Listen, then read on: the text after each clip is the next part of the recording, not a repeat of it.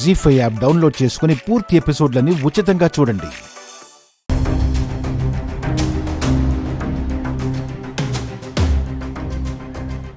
గాయత్రి, మనం పాట పాడదామా? డాన్స్ చేద్దామా? ఏంటి తల్లి అలా చూస్తున్నావు? నీకు రాదా? నేను నేర్పిస్తానులే. భరతనాట్యం, కూచిపూడి, కథక్, కథాకళి అన్నీ వచ్చు నాకు. ఏంటి హాసనక్క, నీ కొడుకు పుండరీనాథాన్ని ఎత్తుకొని ఆడించకుండా దిక్కుమొక్కులేని పిల్లనెత్తుకొని తిప్పుతున్నావే?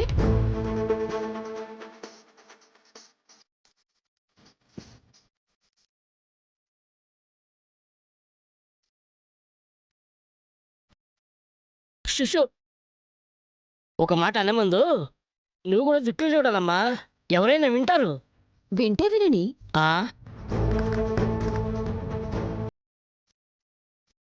శాస్త్రి గారు విని మిన్నకుండిపోయారు.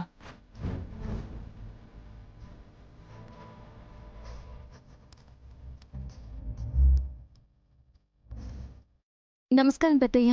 నమస్కారం అమ్మా. నమస్కారం. నమస్కారం అండి. మా చెల్లెలి కుసంస్కారాన్ని మన్నించండి. పర్వాలేదమ్మా. శాస్త్రి గారు శాంతమూర్తులు కాబట్టి ఏమీ అనలేదు, లేదంటే శపించేవారు. ఓ, ఏమని? కాలి బూడిదైపోమ్మనా? ఆంటీకి తోడుగా సుమనానా? మీ వెటకారాలు నిజమవ్వచ్చు కూడా.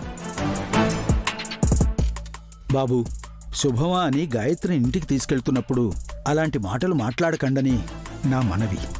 శాస్త్రి గారు, ఇదేనా మీ రాక? అవునమ్మా. అందుకే కాబోలు మీకు తెలియదు. అమ్మా, వారికి తెలీదు. తెలియని నాన్న. మరేం లేదు శాస్త్రి గారు, ఈరోజు నేను కళ్ళు మూస్తా అంట. అయ్యో, అలా అంటారేంటమ్మా? పూర్తిగా విని మీరేమంటారో చెప్పండి. శుభకార్యాలు జరిపించడమే కాదు, కర్మకాండలు చేసే మంత్రాలు కూడా మీకొచ్చనుకుంటాను.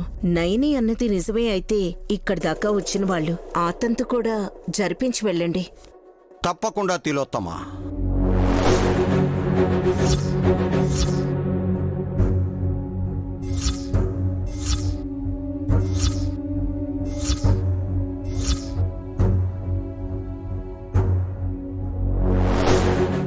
నమస్కారం గురుగారు.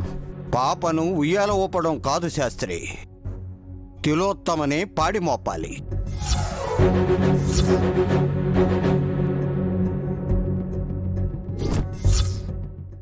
జీ5 యాప్ డౌన్లోడ్ చేసి అన్ని ఎపిసోడ్స్ పూర్తి ఉచితంగా చూడండి.